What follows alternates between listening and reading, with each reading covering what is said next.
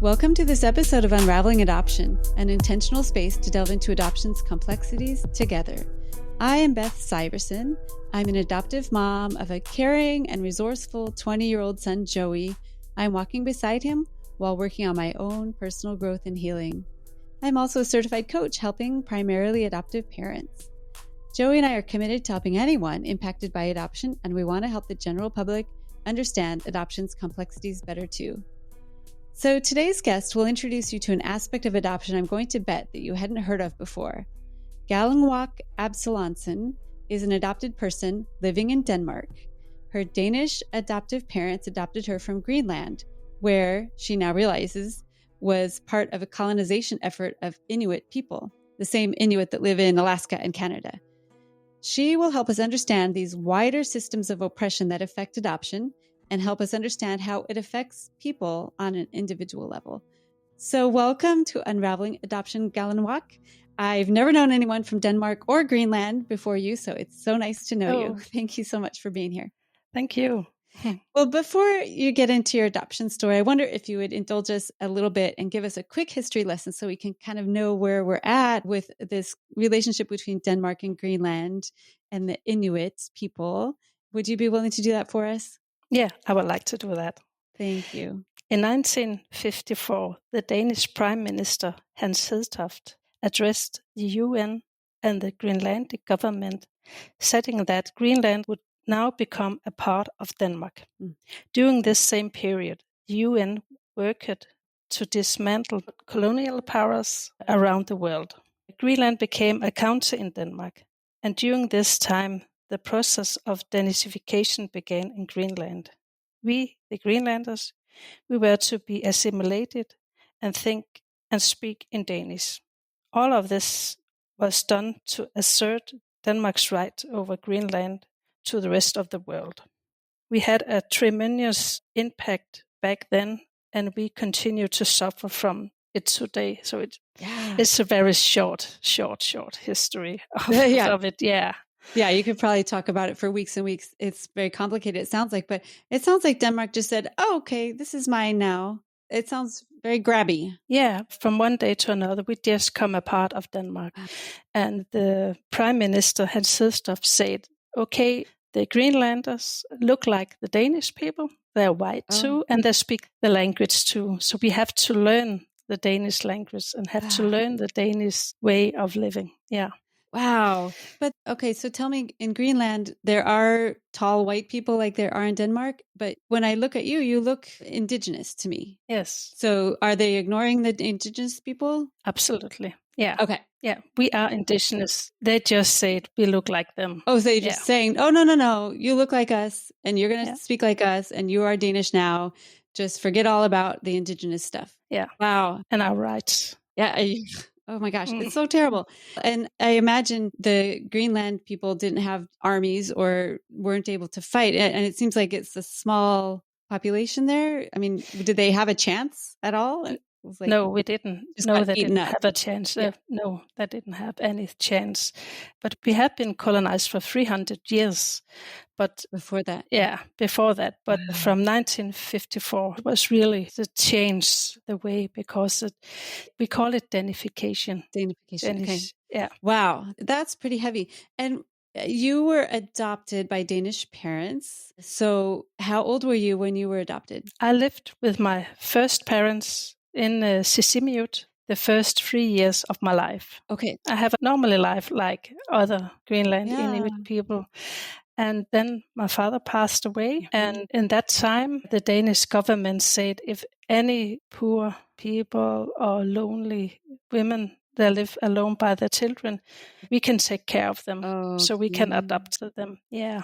And did your mother know that was going to happen? I think she knows about it, because before we had a practice of adoption, but it was an open adoption. Okay. So you can come to your grandparents, you can come to the neighbor or somebody in the family, and then you still have contact with your first parents. Yeah. So like kinship adoption is what we would call it. Yeah. Okay. Yeah. So that was common in Greenland. Yeah. And your birth mother probably thought that's what it was going to be like. Yeah, I think so. She was thinking it was going to be like that. because when I first came to the Danish family, I think she thought that she could come and visit me, but the door was closed, really closed. It was slammed shut. Because, Okay. yes, and I think they changed the practice of adoptions. Okay. The same, maybe in 15, 16, I'm not sure when they changed it. Before, we have that open adoption, and then they started to change the adoption from Denmark. So when we get adopted from Denmark, from the Queen in Denmark. Oh, okay. Yes. I don't know how to translate it, but we have a paper where they're standing the king's paper. Oh. I don't know how you can translate that in English, but it's a paper where standing that the king is signing, said, okay, you can adopt a Greenlandic child. Yeah. Okay. Wow. Okay. And I know that at 3, when you were adopted, you just had to start learning Danish and just being Danish. But did you identify with your Inuit culture at all? Did your parents try to keep that connection at all? Or did they kind of whitewash it? They whitewashed me. Absolutely. Okay. Yeah, because a lot of the Danish people that came to Greenland, they came to help the Inuit Greenlandic people. So their mindset was, we're going to go up to Greenland and help the people up there because they can't find out to be civilized. So a bit of saviorism. Yes, absolutely. So a lot of these Danish people that are coming up there, they were coming up for helping us. Yeah. Okay. I'll save the day. I'll fix you. And were the Inuit people in Greenland, were they having trouble, or was it trouble caused by colonization that the Danes created?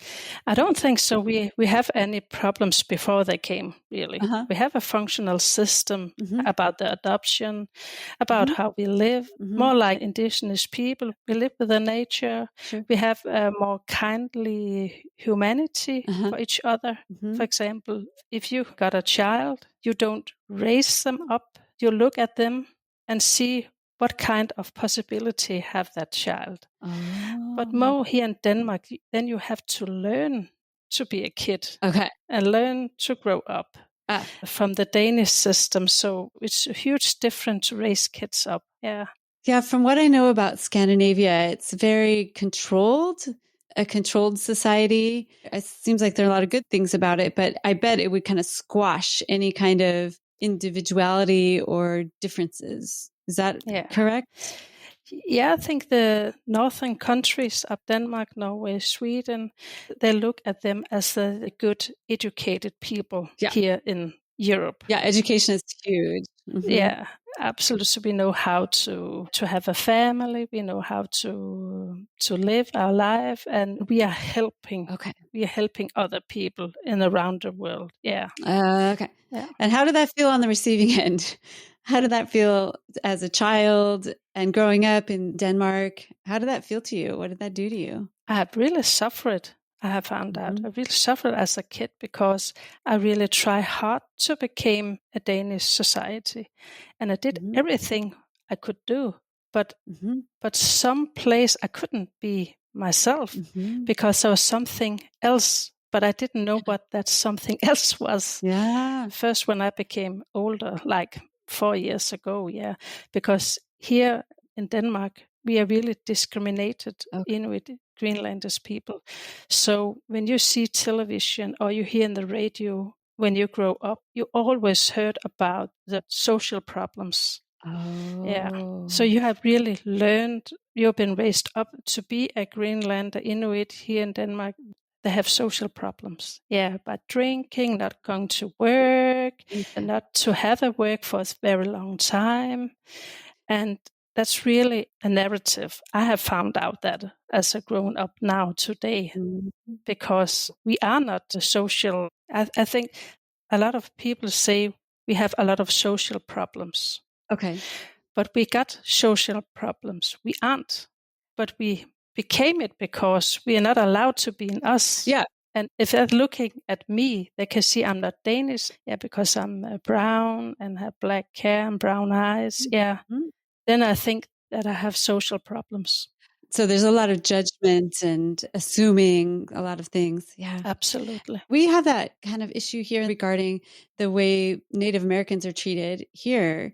And there are a lot of problems about drinking and struggling, but it's caused by colonization. So it's like, okay, we colonized them and they're having problems. So then we blame them for the problems that we are causing. So it's really terrible and victimizing and blaming and judging people for what has been perpetrated on them. That must be incredibly frustrating for you. Yeah, absolutely. Yeah. Absolutely. Because there's only a few people here in Denmark that are drinking or that they not can function. But they put us all together and said, we all... Yeah, right. Sure. In any culture, there's going to be a few people that have whatever trouble you're talking about, but it gets blanketed onto everybody. Yeah. That's so hard. And in what ways did you feel growing up and as an adult that you weren't able to fully express your authenticity? And what ways have you discovered that you like to do that now that you're kind of coming out as a fully authentic Inuit person? I found out when I was going back in the school, I found out the way I learned things were different. Okay. And if the teacher or the education way were talking more about the feelings and the living way expressed from your heart and your daily things, I understand it. Okay. I could understand it. But when the education was from the head, and you have to remember, and you have to say it again, and then you understand what the teacher is saying, then you are a good student. Okay. I found out that was not me. And I really get stressful because of the way they educate me. So you're more intuitive, emotional, and the memorization and the facts and data don't fit you. Absolutely. That makes sense. And if we have education, I was always looking outside my window to have a picture like a movie to remember. Okay. So when I was having a lesson in Danish or something, someone was reading from the book, I was looking outside, then I could imagine how the history was. Okay. But my teacher was saying, why are you looking out the window? You have to focus on the book. Focus. Yeah. Oh, shoot. Yeah. You're like, I am trying to focus. I'm trying to see it in my imagination. Absolutely. I was doing that all the time, but they didn't understand it. And then they thought that I was lazy or not could concentrate or I was maybe stupid. I was calling it stupid. Yeah. That's terrible. Yeah. Do you find that with other Inuit people that you've connected with, is that intuitive kind of learning consistent with them? Or is it more just your own personality? I'm not sure. It's about my own personality and because I've been adopted. Yeah. And I think we can't say all the Inuit Greenlanders are like that, but maybe 50-50, or I'm not sure.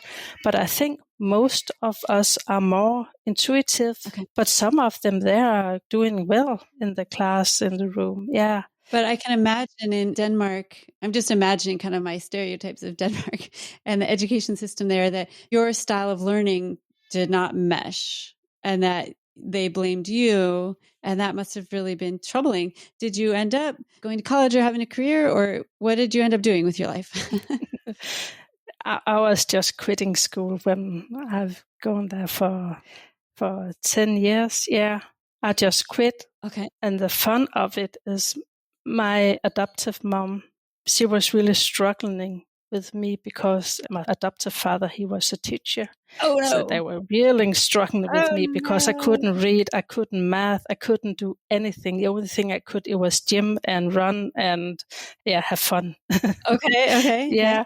So they really work hard that, if you can't read well, and if you can't do mathematics well, then we can learn you to have a work. Okay, like a trade or something. Yes, so I was thinking about, I was maybe 12, 13. Then I started to clean our house every day, 2 days in a week. Okay. And my mom, she had a hairdress salon. I was in there and clean in there too, helping with cooking, helping with all the housekeeping. Okay.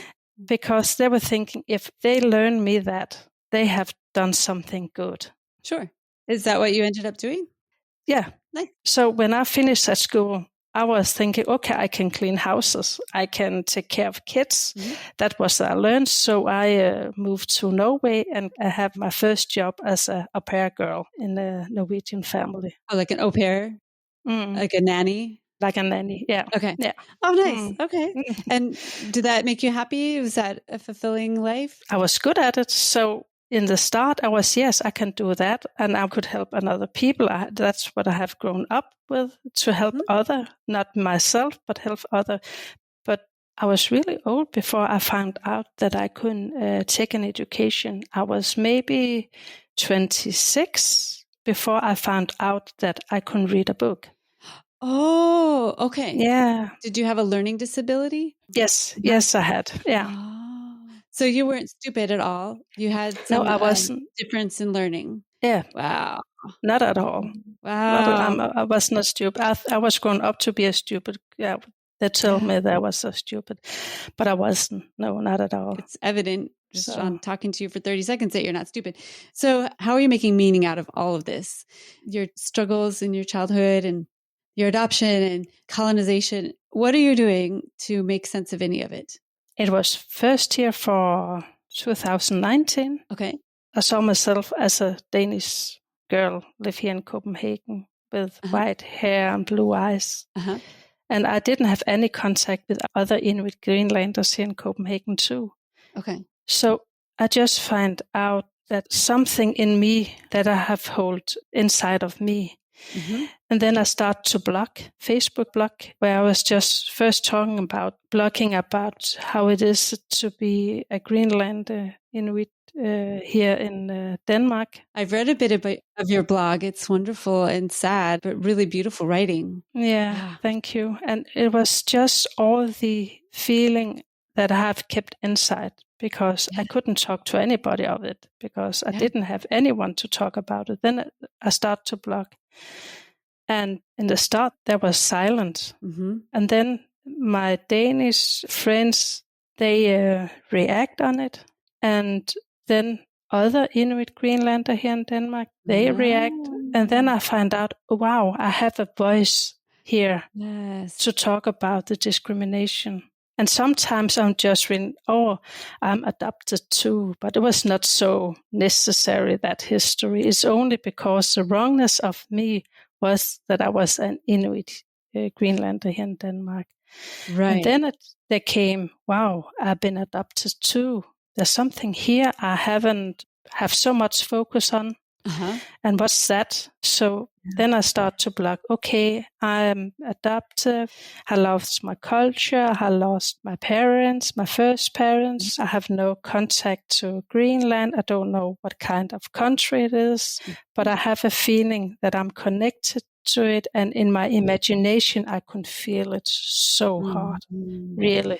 So when I write about the Inuit Greenlander from Greenland, I have a strong connection with them. And I didn't understand what it was in the start. Yeah. Wow, interesting.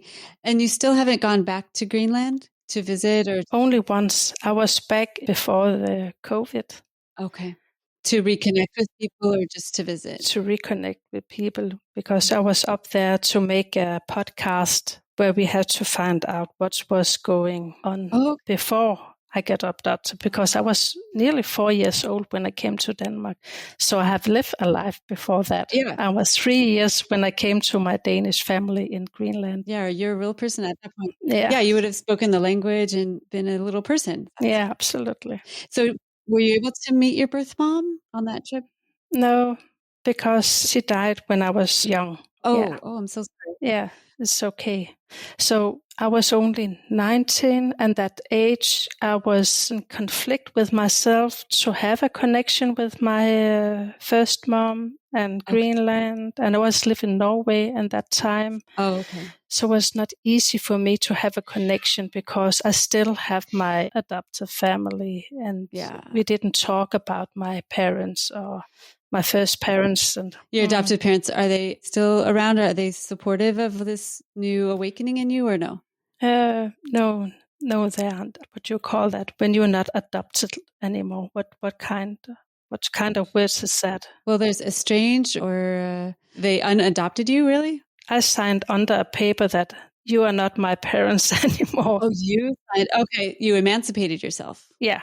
Oh, at what age did you do that? I did that 2 years ago now. Yeah. Wow. Wow. That's pretty big to do that. That must have really gave you some independence and freedom and released that bond. Wow. That must have been really rough for you to do that. I'm so sorry. But I didn't have any contact with them since I was 20. Oh, really? 21. I lived in Norway, and then when I started not to ring home, then we just stopped to have connection. Okay. Then I'm going to have my first child, and I knew my first child is not going to be connecting with them because I have 2 brothers. There are their own kids. Oh, okay. And I knew my kids, they will not be loved the same way like their grandkids. So I said to myself that I'm going to stop to have the contact. And then it just disappeared. Then we just disappeared from each other. When I'm thinking about it now, as a mom for 3 kids, and I really think about, okay, if you have a kid you haven't had contact with, then you try to find out, is there something wrong? Are you okay? I haven't heard from you for a week. I will do that for my oldest son, that he's not living here anymore. Yeah, it's normally. Yeah. But then they just stop the contact. And when I just signed under the paper that I'm not their kids anymore, after 2 weeks, it was just signed under from my adoptive mom. And then, Oh, she did sign that. Wow. Absolutely. Very quick. Yeah. So I have used many, many years to think about it. And she was just using, 2 weeks. Oh, gosh. Yeah. Yeah. Kâlánguak, that is such a sad story. I'm so sorry that happened to you. My mama heart is so sad for you. And I know that because you're a mom too, to do that to another human being it's just unfathomable. But it happens, and it happened to you, and it's just heartbreaking. Yeah. Oh, God dang. I'm not sure it's because of the colonization, how they're thinking about us, and they are thinking about we are helping you. Because we are helping you, we are helping the Inuit Greenlandic people. So maybe they're, I'm not sure how they manage to treat a lot of Inuit Greenlanders here in Denmark like that way. It's very hierarchical, it sounds like you're not quite human even, maybe, or not quite on par as they are, right? Yeah, absolutely. Like a different level. Oh, God, yeah. So and at the same time, none of us have found out the Danish government have changed the practice of adoption. Oh, recently, right? Recently. The international adoption. Yes. That's good news, right? I didn't know that. I didn't know that it was from the Danish government that changed the practice of adoption back in the 1516s. Oh. Because I have grown up by the Danish government, my parents, that I have been adopted because we want to help you. Because your mother is alcoholic, she is drinking. But they could say that to everybody. Yeah, they just say anything, right? Yeah, because they say anything. And maybe it was not right. And I have just found out when I was back in Inuit in Greenland, I made that podcast, I was just found out, wow, my mom, she was a lovely person, sweet person. She liked people around her. And maybe she was drinking, but not like that way my parents, they were telling me. No. So it's really a huge narrative to grow up with, both from my parents, from Danish society. So when I found out the way they have changed the practice of adoption, and I found out that we have our own practice of adoption that was functional. Oh, in Greenland. In Greenland. And we were helping each other more humanely. Yes. Then you just recognize that I could have been up there and been adopted to a neighbor or other family members. Yeah. If the Danish government didn't change the practice of adoptions like that way. And your life would have been much different if you would have stayed in your land and stayed with your people, even if it was a neighbor or a, I don't know, aunt, great aunt or something. Yeah. But that would have looked a lot different than being raised by Danes that thought of you as less than them. Yeah, then I could have grown up with other lookalikes me, or I could still have my language, my culture, and the way I am. I found out when I was back in Sisimiut, my whole body found out there's nothing wrong about me. I'm just an Inuit. Yes. And it was like if I could have come to another family, or if I come to another family members or the neighbor, or been there in my society, then I wouldn't have that strange feeling that I have grown up with. There's something wrong about me because, and I couldn't put words on it. What was it that was wrong about me? Because I was trying so hard to be like my Danish parents and Danish society. And so my nerve system, it was just overloaded totally. Yeah. And that's maybe the way I couldn't educate well. Of course. Because I was stressed. Yeah. You're stressed out trying to match this culture that didn't belong to you. Wow. No. Oh, gosh, my heart goes out to you, Kâlánguak. And it just sounds like a tough, tough life. And I'm so proud of you for reconnecting with your Inuit roots and for collecting other people through your blog and through your activism and making us aware that this happened. I mean, I never thought about Greenland ever. I was like, I think it's way over there. But there are actual people involved and really big atrocities have happened to your people, and I'm so sorry. Is there anything any of us can do to help the Inuit people, especially Inuit adoptees? Is there any way we can help or help get the word out? What can we do? Yeah, what can you do? I think invite more people from Greenland, Inuit people, to have their voice, because we haven't had our own voice. Yes. Because the Danish people, they have talk about us, write book about us, make films about us, and tell how we were like Inuit Greenlander. So we haven't been heard from who we are. Okay. So I'm so glad that you invite me in here so I can have a voice about my history. And for me, because we have been colonized and we didn't have our own voice, and we start now, the Inuit Greenlander, we're starting to speak out. But it's not easy to be the first speaker about our history, because you're so scared about you say something wrong about the history. That was why I have read down the first thing, so I didn't say anything wrong. I'm sure. Because when you are the first speaker of your history and you're the first voice, you haven't had other people around you to educate you how to tell your own story or how the systems is working. And for me, I'm more a personal storyteller about my life. And then I have to find out how can I do all this. And I think that you invite me or connecting with other Inuit Greenlander, it will be lovely that we can have our voice. Yeah. Yeah, your voice is very important, and I'm hearing it loud and clear. You tell your story in such a heartfelt way that I don't think anyone would be able to not understand at least some of the depths of the pain that you've gone through. So I'm very grateful for you sharing, and I will share your blog link in the notes, but you have it in English. Yeah. So people don't have to speak Danish, but I'll put the link to that in the show notes. Is there any other way you'd like people to get a hold of you? Yeah, make beats and have an Instagram. Yes, your beats. And I have write a book called Little. Oh. That's me when I was adopted. Oh, that's so beautiful. Oh. Yeah. And my book is from the last half year. I was together with my first family. And the first half year I was with my new family. And it is writing from the 3-year-old girl.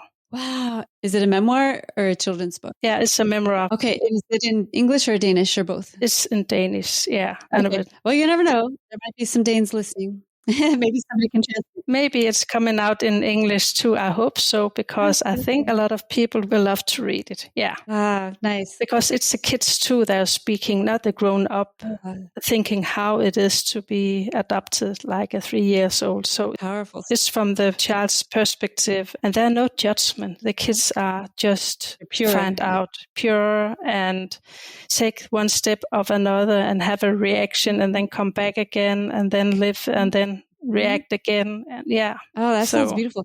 Well, let me know as soon as it gets into English, because I really want to read that. And you have a website too. Yeah. Is it mostly in Danish or is it in English? It's in English too, yeah. Okay. It's Kâlánguak.dk. Yeah. And I'll put the link, your blog and everything we can find there.